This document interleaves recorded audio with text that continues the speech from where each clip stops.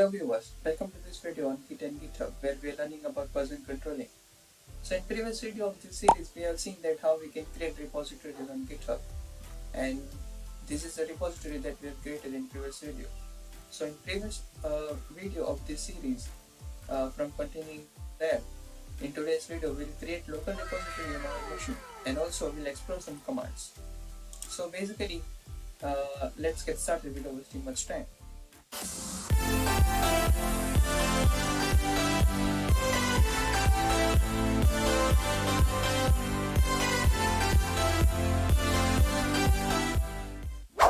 So the first thing first, if you don't have Git installed in your machine, then you can just go to any browser and type download Git.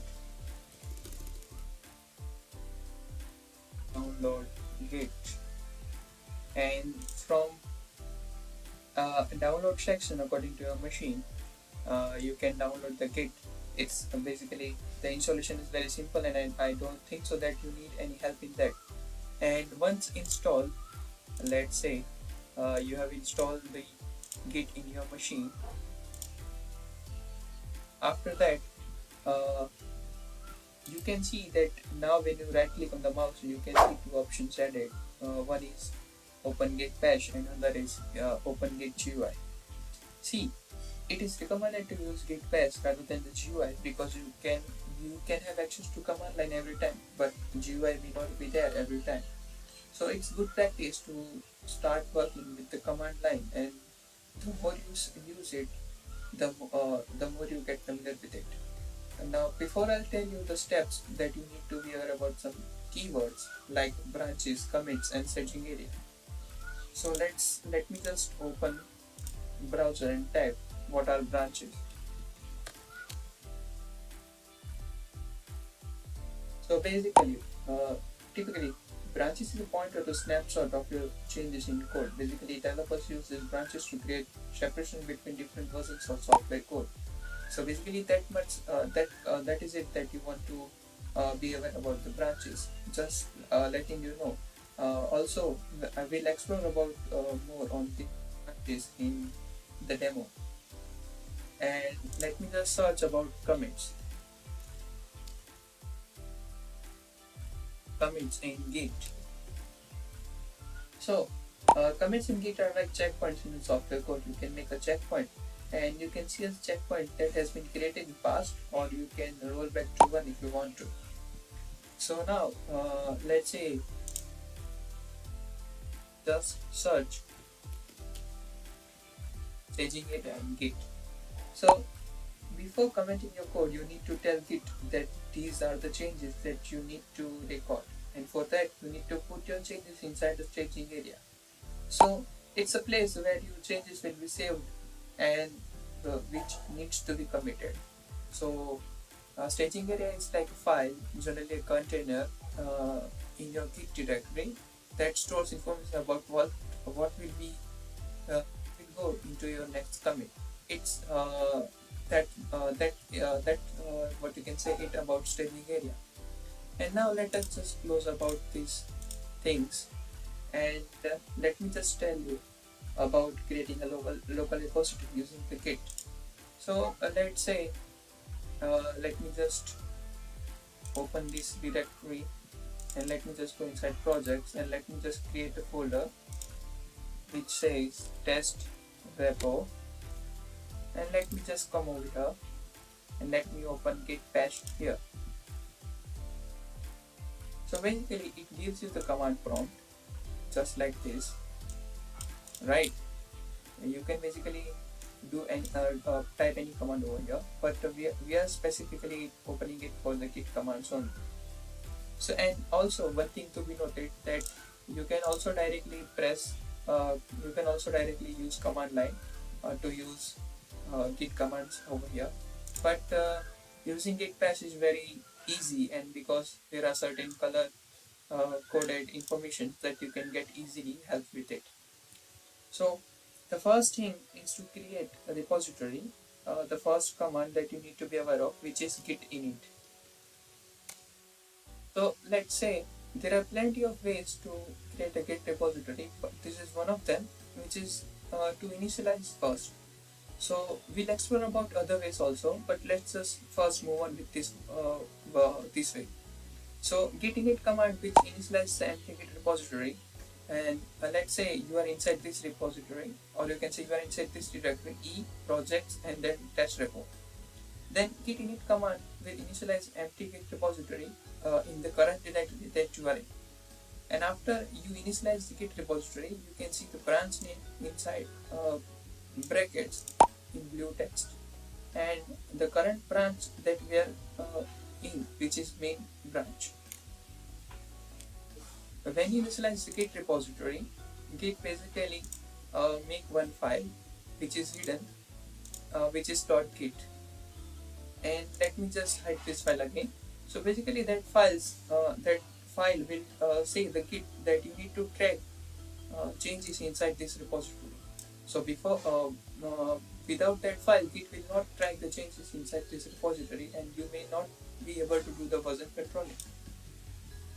So the second command that you need to be aware of, which is let's say before that we just create one file which is text document, and let me just name it with my name, and I'll just put some text.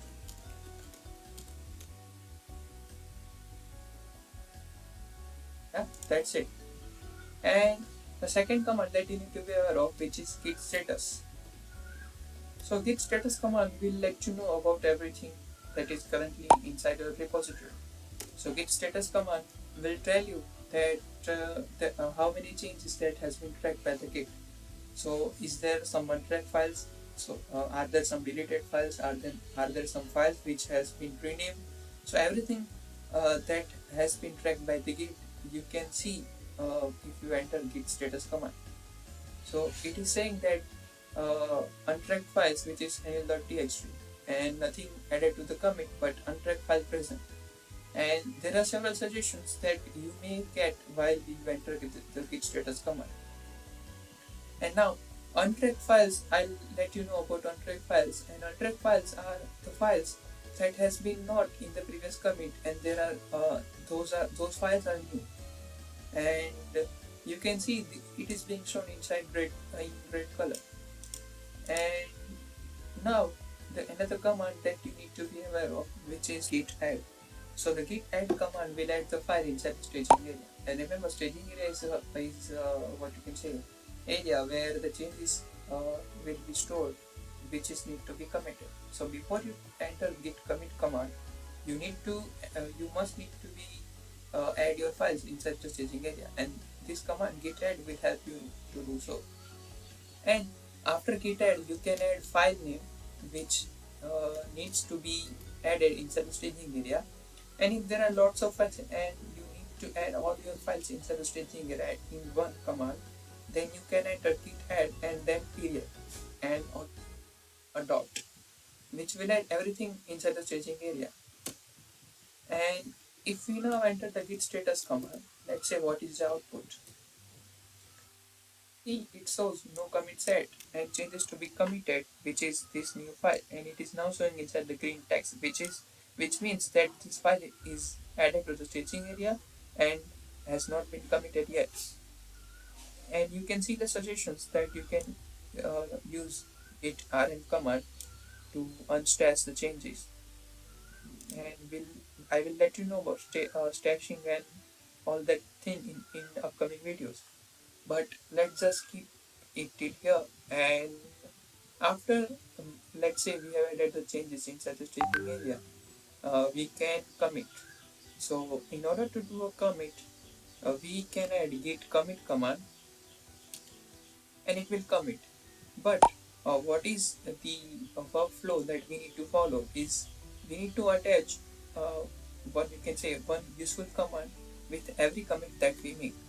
And to add a commit message, we can use option -m, and we can add what you can say message inside the double quotes.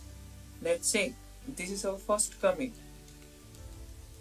so we just add a message that says first commit, and we just need to enter. And you can notice that there are several things that it has printed. And let's say we want to see that how many commits that we have made. Then there is another command which is git log, and you can see that every commit has a unique identification number, and there are several things that who is the author of this commit and what is the date, and this is the command, or you can say this is the message that we have attached with the commit message. So these are basic commands that you need to be aware of. You can note this command, which is git init to initialize the git repository, git status command to see everything, git add command to add files inside staging area, then git commit command to create a commit. So that's how we can see the basic configuration of creating a local repository. We'll explore more on this in next video. Till then, keep learning and keep exploring.